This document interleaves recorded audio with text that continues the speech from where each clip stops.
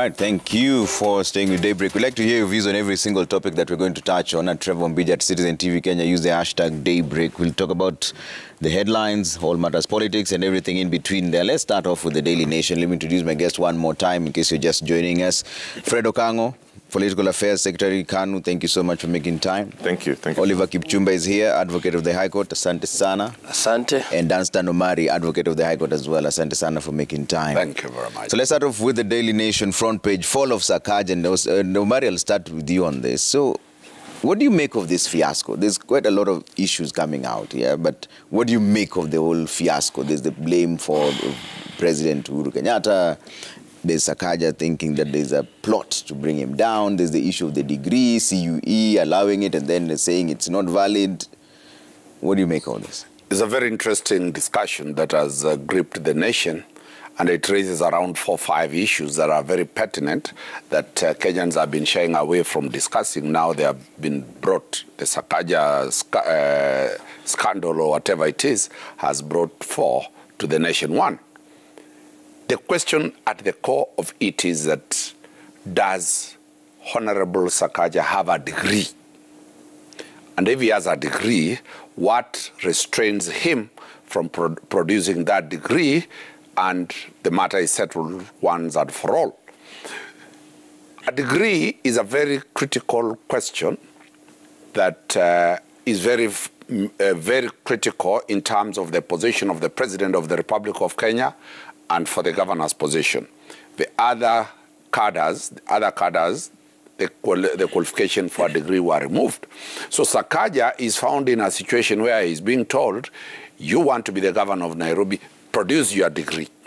Then other issues now arise. One, on the 6th of June, Sakaja is purportedly, allegedly presented papers to the IBC.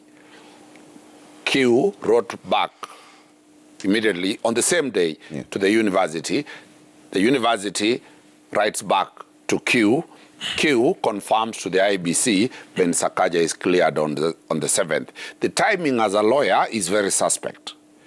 Did he graduate on the 5th of June so that he waited until the last day to nomination when he went to bring that? That is a very critical question that the courts are going to look at. Number two, Q approved or recognized the degree.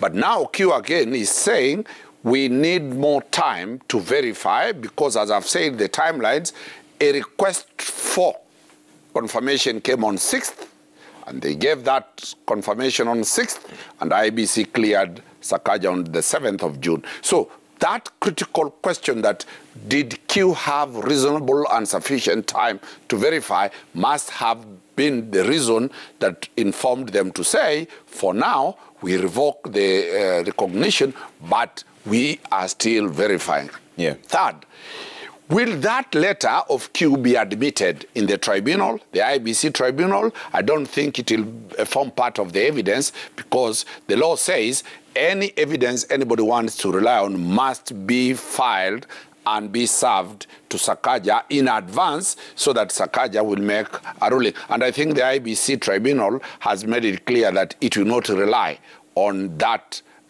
question, that letter of Q.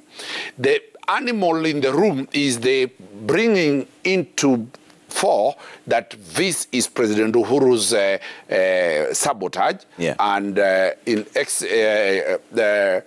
it is a political machination to make sure that Sakaja does not contest in. I think it is quite unfortunate that Sakaja or his handlers are bringing to question the role of the presidency in this matter. As I've said, it's a simple thing.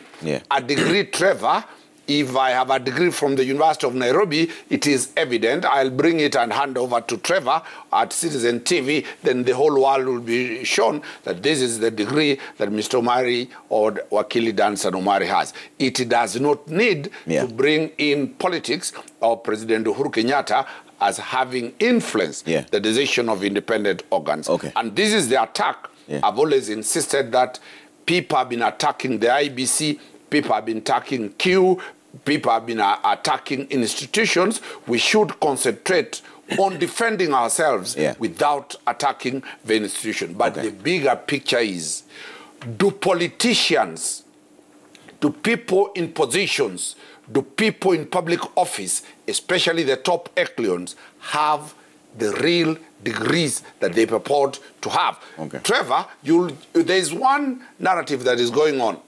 Wakili, my good friend here, I saw him graduating from Moi, and everybody will say, we went with Kipchumba to Moi University. We were taught by Professor Ojienda. We appeared in class together. None of all these political elites, other than few, almost 2%, are graduates of Kenyan universities. Okay. So that is where we are heading to the discussion that we need now to ask everybody to present papers so that the students I've been teaching at Catholic University can get jobs. Okay. Because the people holding positions in this country seems that they don't have academic papers that warrant them to sit on those positions. All right. Kipchumba, when the CUE clears a candidate, they almost approves the paperwork, then says again that it's not clear, does it lend credence to what Sakaja is saying, that there is external influence, or is this just an issue of not having a degree period? Thank you, Trevor. You know, what surprises me, Trevor, at a personal level, is this degree discussion. At times, I want to call it a storm in the teacup, because a degree, having a degree is like pregnancy. You don't guess. It's either there or not. There are no two ways about it. The answer cannot be maybe. It is either yes or no. And we all know the process of acquiring a degree. And I have personal reservation on how the Commission on University Education has acted in all this matter. Number one, in a normal institution, it is not the chairman who writes letters. It is the CEO. That is standard. But away from that, Sakaja has his right to be heard. I cannot cancel your letter without calling you and explaining. That revocation to me brought back the ghost of weaponizing institutions, whereby we use some institutions to attain political ends. Because at the end of the day, the matter was already active in the Dispute Resolution Committee of IBC. Whether Q wanted to do something, they ought to have come on record as an interested party and helped the committee at IBC get to the depth of the matter. But at the end of the day, there is something that needs to be addressed within this nation, whereby we continuously raise integrity issues about our leaders on their academic credentials. Your intellectual umbilical cord, Trevor, has to be crystal clear, because you went to school in, let's say, Maranda. People know you went there. It is not that maybe you are there or not. Okango went to, let's say, to St. Mary's Yala. We can call the classmates, and maybe proceeded to University of Nairobi. We can call the classmates. But the emergence of a one class degree holder is something that we should ask ourselves. We need to begin, and we need to ask ourselves, all these leaders, Abdul Swamad, Wavinya Ndeti, Mithika Linturi, Raila Odinga, all these people who have been brought to the degree issue, they need to come forth and clear their names, because a degree is not an end. It is a process. Okay. You have transcripts, you have cut, you have classmates, as my senior Omar is talking about.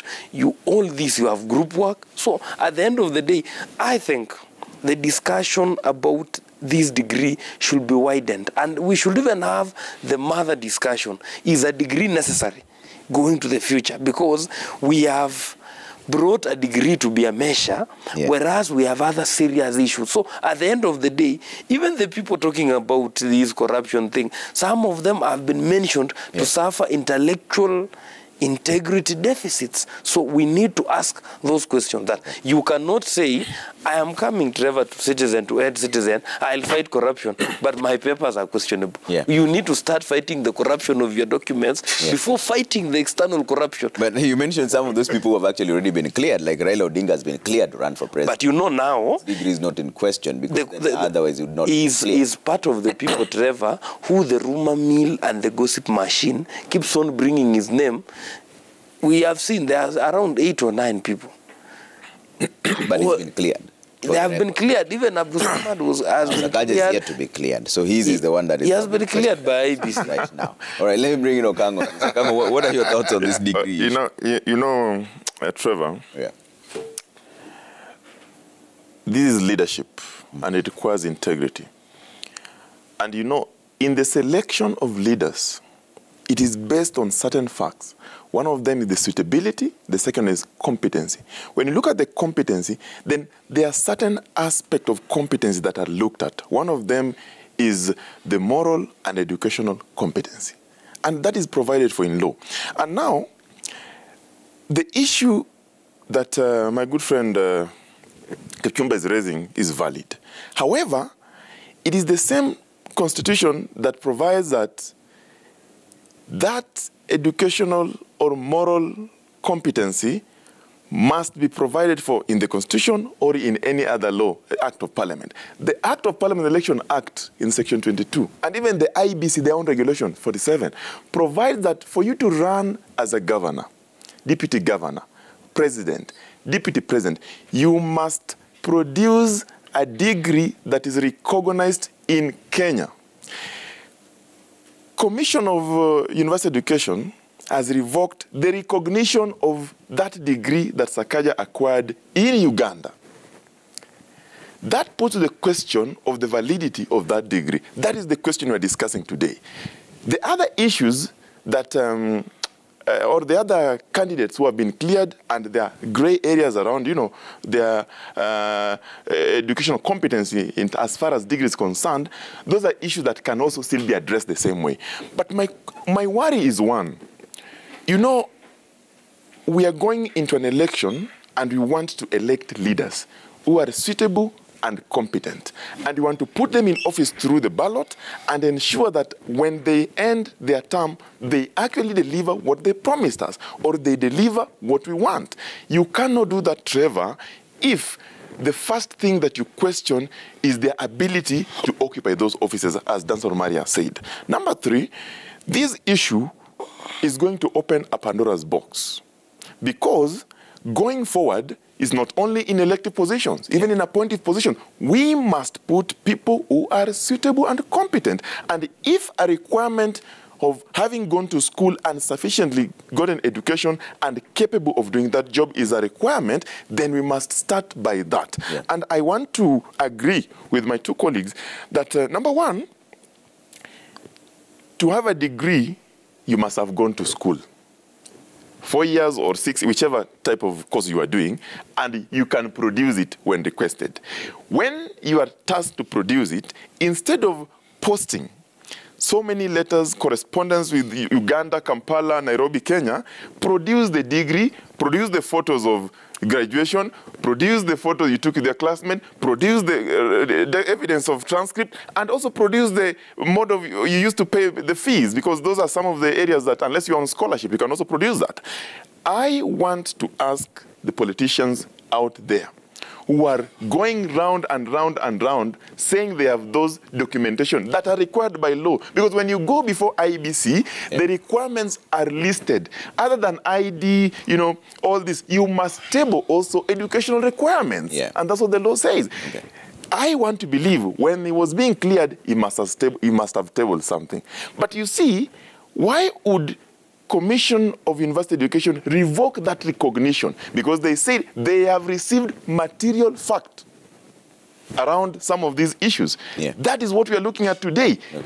Whether this thing go to High Court, as I'm told it's going, the only way, if the court suspends the recognition of the revocation of that recognition, is when we can now say, okay, fine, maybe there's something that is now happening. But as it is today, the question in the public court is that, does Sakaja have a university degree as a requirement to run for the Nairobi or for gubernatorial, or to be a gubernatorial candidate? That is the question. But we cannot answer that question in this panel. Okay. But Omari, the High Court has suspended the CUE's decision to revoke recognition of Senator Sakaja's university degree, pending a hearing and determination of his case. What does that mean then? Does it mean now that it's no longer in question? Is it a free to run now? What does that essentially mean? Because the High Court is only suspending the CUE's decision to revoke the recognition. So it's not that they're saying that is clear, it's that revocation that they are also revoking. Courts operate for the benefit of Kenyans this way. Yeah. If there's an already decision that has been done by a government or public entity, somebody will invoke Article 47 of the Constitution and say the decision that was arrived is likely to cause a serious prejudice. If it is not suspended, it is not put at the parking bay, it is not said what we call stayed until I've been heard and my case has been determined. The High Court simply said, for now,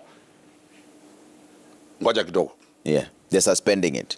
So I need you to explain to us legally what that means. That's why I'm coming the so same low. CUE that allowed it. Any decision that has been done after Sakaja was cleared by Q has been stayed, has been put on hold, has breaking meekwa. They will be heard now. Q will come to court and explain how they made that decision. Sakaja will be given time to argue that Q's decision is wrong. The question that is likely to be, and this is how courts operate worldwide, they will stay, give each party time to be heard, then a decision is been done. I've seen Justice Nga has given 7 days to be served and the matter be heard expeditiously. I think the judge, if he's listening, that matter was supposed to be heard tomorrow or today, so that we have a decision from the JR division so that we move forward. Because what I've seen in other courts is that you appear today, that decision is suspended, you are told to serve within five hours or 2 days, appear here and get a decision. But what the High Court has simply said is that tungoje kidogo. Either a final decision is going to be done. But let me go further. Yeah. As a lawyer, the question is, does the High Court have jurisdiction to hear that matter at this time? In a matter, one Mbete filed in a free bench judge challenging the recognition and validity of the decree of one Joho, Governor Joho. The court said, you have not, 3 judges, you have not finished, exhausted the internal mechanisms that are there. Remember, as we are sitting, there is a live matter at the IBC panel.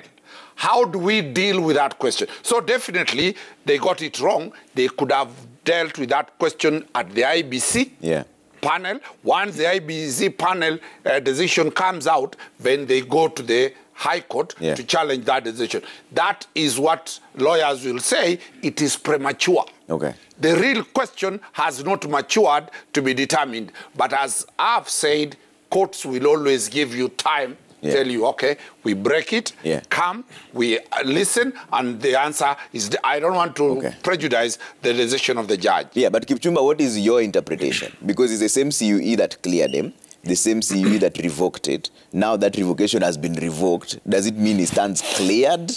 Or does it mean it's still as of this morning, Trevor, this morning, as we speak, Sakaja is a candidate. Now, if an election was to be held today in Nairobi, he's a candidate. Because Justice Jairus Nga gave what we call a status quo ante. He returned them to where, he returned Sakaja to the position he was before revocation. But so the question at the Judicial Review Division is a question about revocation. It is not a question about whether Sakaja has a degree or not.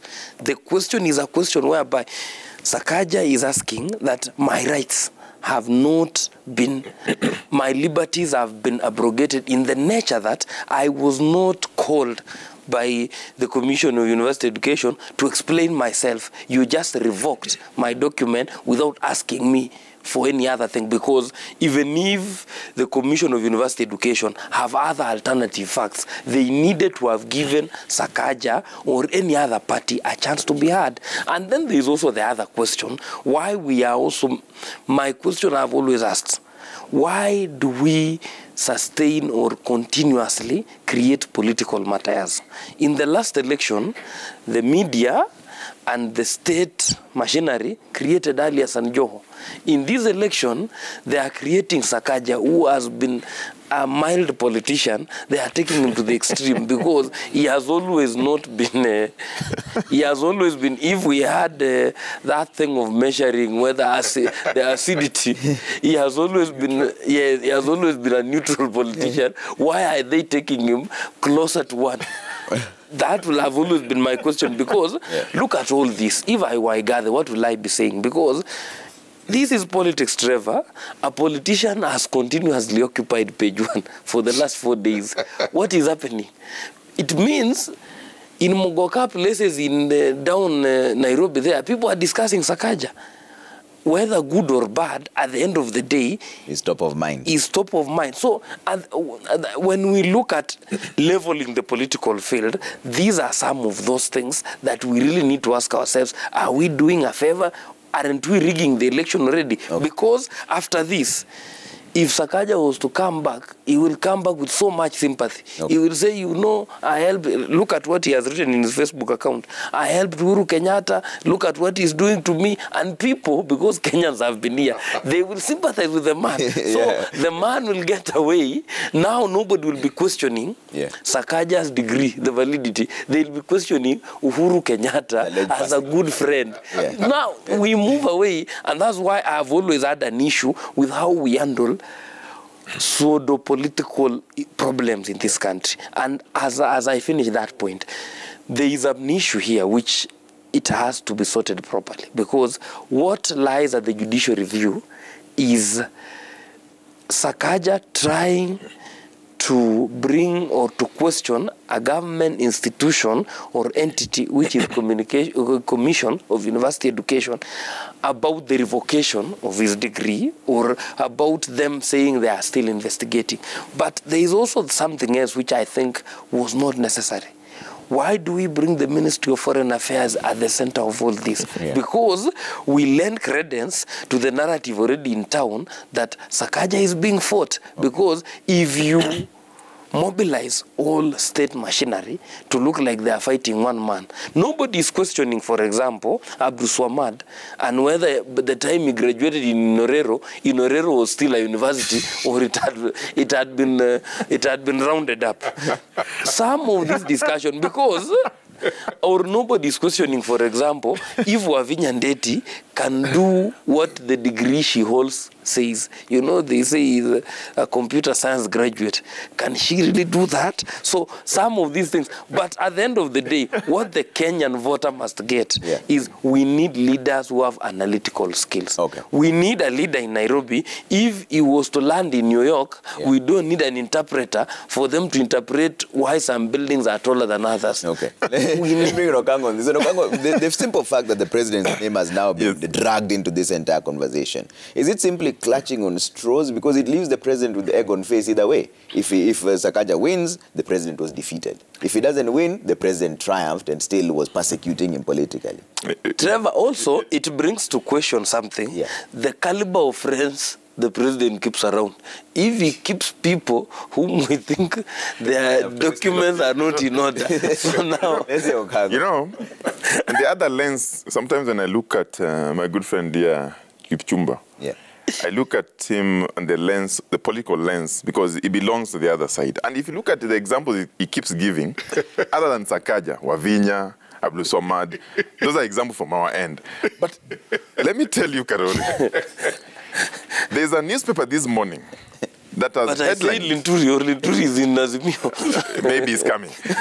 There's a newspaper in this morning that has a headline that how Jubilee plotted for Sakaja's fall.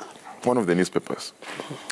Then they picked that from Sakaja's posts, where Sakaja says that it is the president, Uhuru Kenyatta, that is now using institutions to deny him an opportunity to lead Nairobi. In my view, I think those are political statements. I don't take them seriously. And as you say, maybe somebody's clutching on the straws. And if you look at this headline today, there's a gentleman here who looks like Sakaja. He's falling. He has fallen down. And there's a banana peel. Let me tell you, Trevor, this election is a very tight election in all fronts. And politicians will use any excuse so that they justify the reason why they might not be able to win the election, or they might not be able to get to the position they want.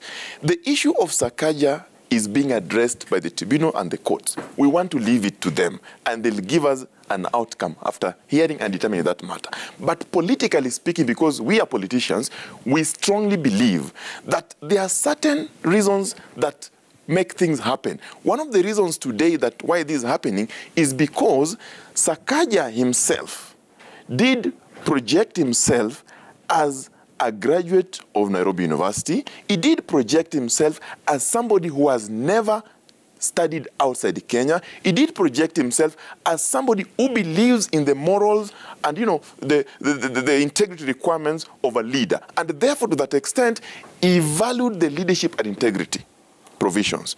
And we respected him for that. When something like this happens, and the public steps back and say, wait a minute, my good friend Sakaja did tell us 1, 2, 3. How come today this is happening to him? And that's why there are certain quarters, the Muguka community that Karoli is talking about, are likely to question and say, wait, this is not the Sakaja we know. Somebody is fighting Sakaja. But from the other end, those who know Sakaja, because Sakaja was a TNA chairman. Actually, Sakaja prepared President Uhuru Kenyatta and the team for the presidency. In fact, they were the think tank of the president. So they know each other. And therefore, there is a reason. If it is true that there are certain people, whether the Moguka or the Eklon, as Sino Mari talks about them, they know Sakaja better than us here. So the two camps will also project him in a manner that they know him. For us, who are watching from far, we are saying that justice must be found. If it is true that Sakaja Johnson Arthur holds a valid degree that must be recognized by the Commission of University Education of Kenya, then Sakaja should be in the ballot and go and compete with Igathe, who will beat him by 8 a.m. in the morning, as Igathe has always said. Number 3, we strongly believe that it is fair to give young people opportunity to lead. Sakaja is fairly a young man. And I saw some of the young people saying, you know, this is unfair, we must come out and fight for Sakaja. That's true. But look, while you are giving young people opportunity, let us not give them opportunity through corners and shortcuts. Okay. So we must follow the process, and the process, there's only one arbiter. That arbiter is IEBC. Okay. They have looked at the issues, they are independent, they cleared him. But there's a question into the degree that they used to clear him. That degree, the recognition has been revoked. Sakaja has used the process to go to court. Let's give him an opportunity so that the court can hear him, okay, and they'll come back to us, the public, and tell us this was the issue, it has been determined. And then we'll proceed from there and compete fairly. Okay, let's take a quick break now and keep your views coming at Trevor Mbidi at Citizen TV Kenya. Use the hashtag Daybreak. When you come back, we talk about the IBC that you've just raised. There's the 1 million votes that could threaten the poll. There's quite a lot to talk about in terms of the IBC preparedness. Only 53 days to the polls. See you in just a bit.